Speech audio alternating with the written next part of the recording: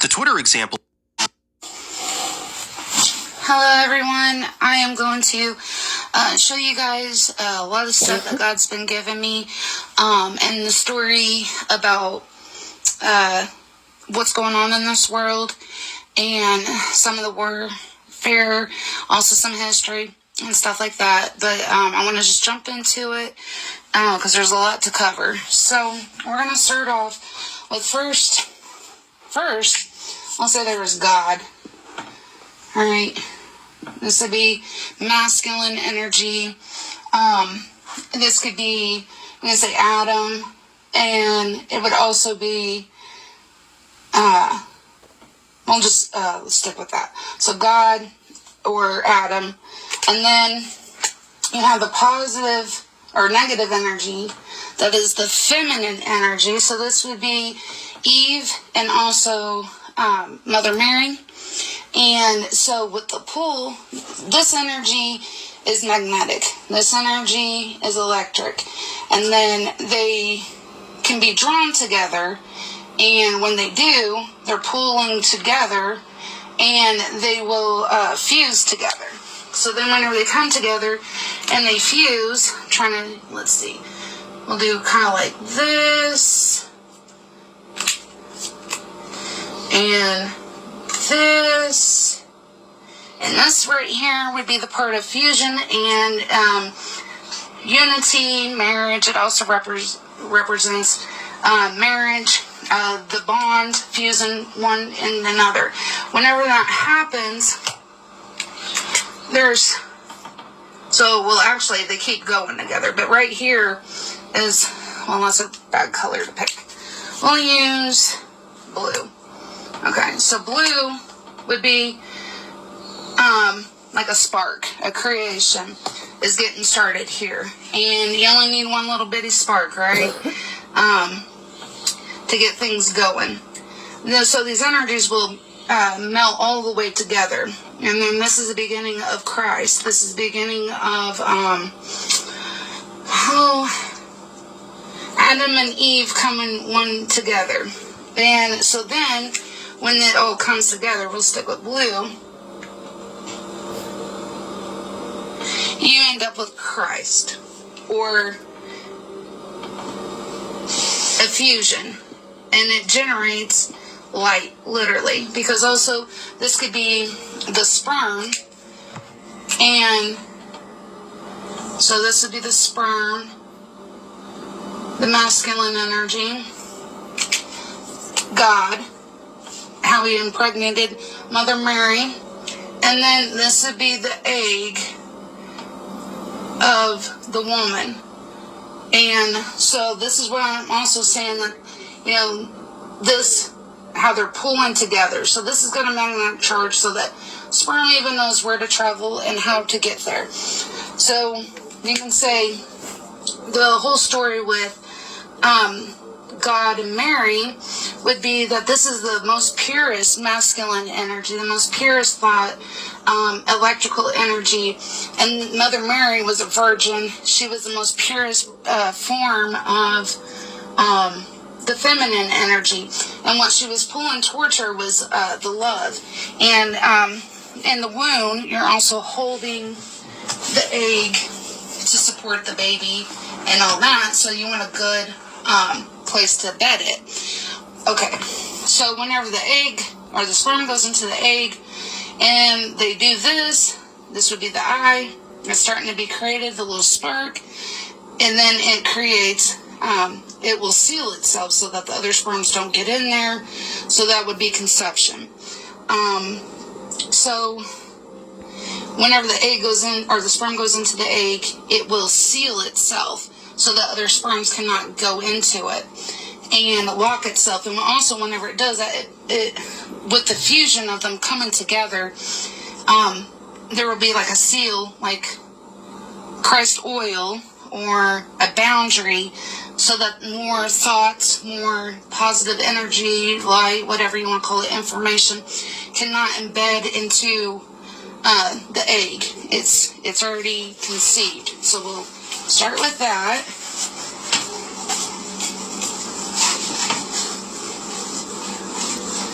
So that's the Trinity. There is literally Trinity in everything. Trinity is creation. Trinity is life. It's the spark of creating something out of two things that come together, and it just keeps making and making and making. This is how cells keep reproducing. This is also how you could look at circumstances. You could be the light, needing a magnetic charge, someone giving you emotions, or a situation like you have a great idea, you're just waiting for the right opportunity. That would be you looking for the negative charge, the magnetic charge, a right situation to apply those thoughts into. If you have an emotion that you have that you're waiting for a good outlet or some idea to put those emotions into, or a way to release it, like say getting into a relationship, allows you to express those emotions because something new came in. This is how it keeps creating all the time in life, and that is the most simplest form, because I like micro form. You can go macro, micro. So this is the most tiniest form. I'm talking about like part of like atoms and all that, because let's even kind of get a little rough down with atoms. You got the nucleus here, and it's full of neutrons and protons and all that. Neutrons are neutral. We can't see this. Let's see, get a different color. Anyhow, neutrons are in there, and they hold the space for the electron. And then the the nucleus is full of neutrons and protons, so light energy. That's what protons are. It is light. And then you have the electron that goes around keeping the perimeter and the border. So I'm trying to figure out how to get this. So this is the story that God gave me. Okay. So let's say, here was the world, and it was all water. And if anybody knows how the ovary eggs are made, they will reduplicate themselves until they form basically open enough for genetics to get in there, for an outlet for the masculine genes to go in there so that there can be creation. And when they do that, they also put off what we call a first pole. Oh, I can't see that. A first pole. So this is our moon over here. And this is why the moon is so old. It's full of water. It's reflective. It is because it was part of making the earth out of whenever this part of it was going through different phases, just like an ovary egg would go through different stages to become fertile. Okay, so then we got fertileness. And then we have kind of like Greenland up here. And then we have other, let's say, Europe, Africa. That sucks.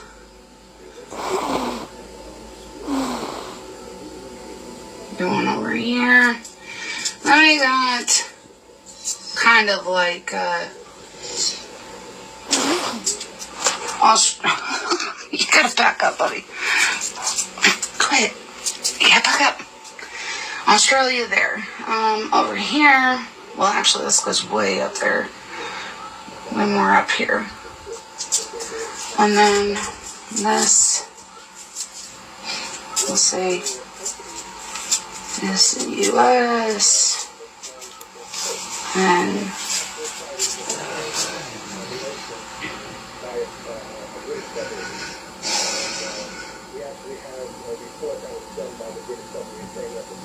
alright, that's just kind of a rough draft of the world. It's nothing pretty or specific, but enough to give you an idea. Okay, so what God was showing me is that this world was like an egg, and before it was like this, it was all one land mass. Alright, so I'll start from the beginning. Okay, we'll do it over here. So before the land masses happen, we have the center of the world that is full of the magma. This is like the heartbeat, the iron, the blood, the true essence of the mother right in here. That's what they say, like the bloodline of Christ and all this stuff, and this is how we live. So this is pretty much like the heartbeat. So an energy came into this world. I don't know what you want to call it. If you want to call it angels or aliens or something foreign. It pretty much came in, impregnated this egg. Then the egg had its reaction and energy moving outward. So then it was kind of like the combustion of what I said about the egg, right? And then in that you have multiple forms of like lava. Alright, so wait a minute, sorry. Whenever it sealed it, it did this first because that's like the yolk almost in a way. This would be the seed bed. And it got sealed and locked. And then you also have the membrane part of the egg, or I don't know all the words for it, but basically the fluid that surrounds the egg, amniotic fluid that would surround a baby. That's what this is. And that's why it's salty water. It's very protective, and it's fluid of the Holy Spirit. This is why we get baptized. This is why Christians are a lot about fish and things like that. It's the salt of the water around here. So whenever it did that, lava and stuff started coming up. As it kept pushing up, it made land masses. So let's say up here. And then it pushed up, made land masses here, would push up, make some land masses here, and all that. So what God was showing me is that's pretty much our land masses, because you got mountains and whatnot, is literally the baby. The skeletal system and the flesh literally being made of the earth. Well, at first, when the earth was made, we had one land mass. And I honestly can't even remember what the picture of the land mass looked like, but we'll just say something kind of like this, and went here, and went to there. So this is one great big land mass before it split over here. Okay, and there's a reason why everything broke up and went that way. Well, just like how things develop in as eggs or cells, we kind of reproduce and we break up. So that's part of this. But first, this is where, so when I told you that something came in, it impregnated, it came down through here, because this is where the light is, the northern lights, the North Pole, okay, the North Pole up here. And then it seeded it down to here, which would be like the placenta. This is our root right there. So this is the south node. Or south pole, sorry. Nodes are also kind of like batteries. So you can also look at it like a positive charge, negative charge, just like a battery. And then so inside the planet, just like how I was saying that there's your the core, the iron, the magma, all that stuff, it's pretty much got like a charge through it of the positive and the negative. So this is where we had Atlantis, and there was a reason why it was like that too, because this is our root. So we got a root, and it was kind of like the land masses kept growing, just like a baby. And this is the body of the baby. And this is our roots. And so we had a lot of people have heard of Atlantis and all this stuff that they were doing down there. There's a lot of history about it. And of like them doing like all kinds of like crazy, like I guess psychic type of things, telepathic, they could levitate, and we hear stories like that and all that, and it just seems so far-fetched. But it was real. There is a hole here in the Antarctic, and so what happened was people, they started traveling up into these lands, and then so you got people that went this way, you got people that went this way, right? And migrating and exploring the land. And so basically the reason why Atlanteans had the energy that they did is what God was showing me was it was their pureness and their innocence and things like that. And that they also were like being guided by grandparents. So I guess you would call those like angels, or God was looking over them.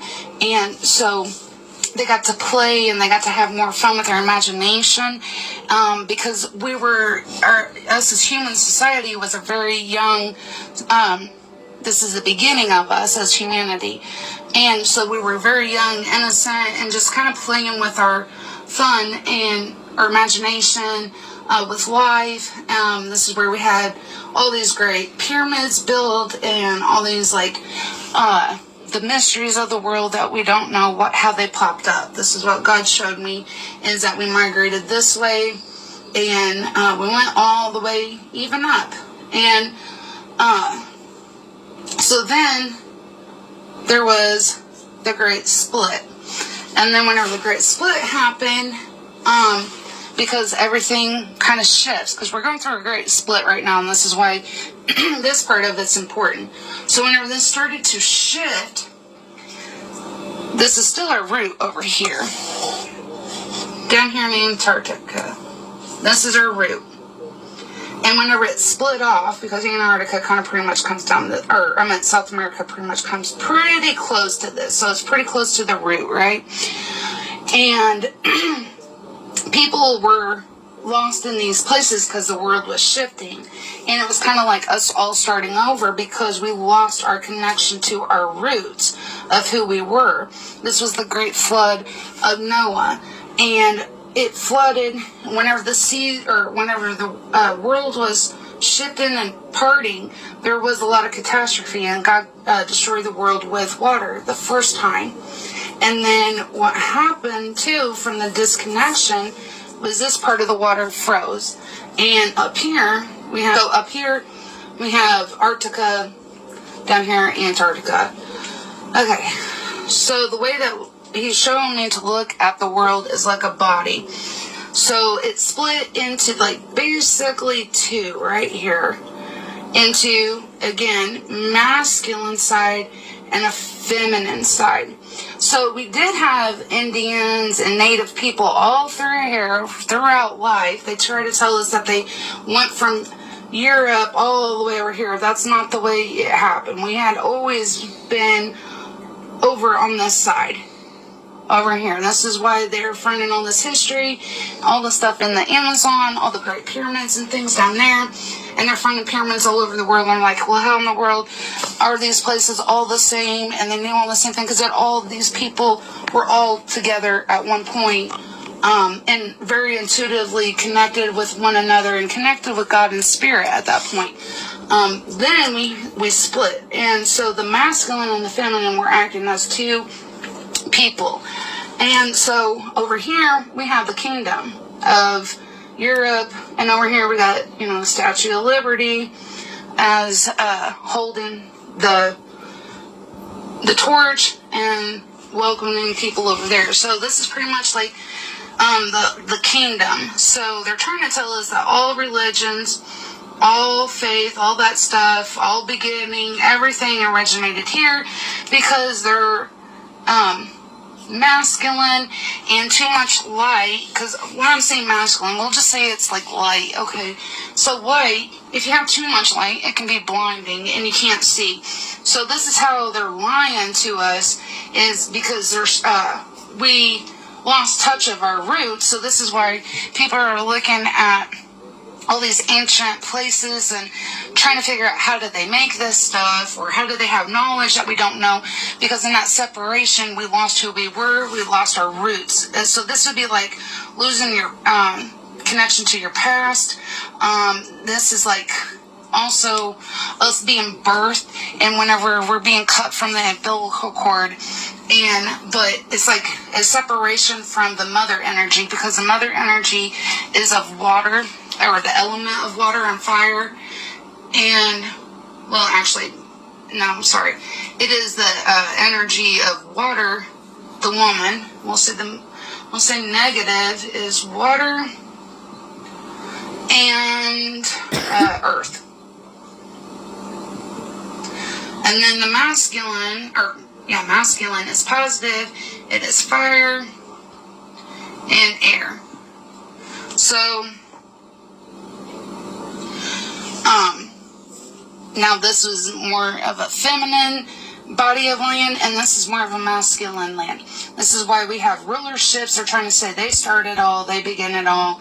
And honestly, yes, there was a lot of more intelligence, because you can mark or use light as intelligence, because if you really break it down, it's just information and intelligence.